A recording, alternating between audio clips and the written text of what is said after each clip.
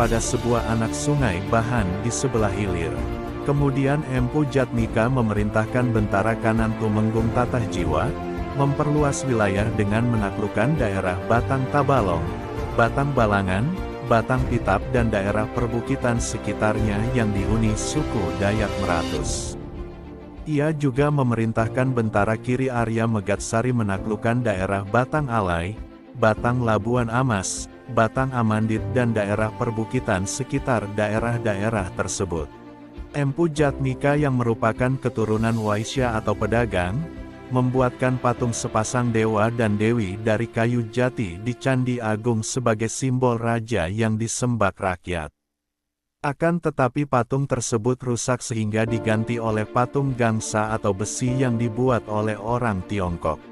Empu Jatmika memiliki dua orang anak bernama Empu Mandastana atau Empu Mandastana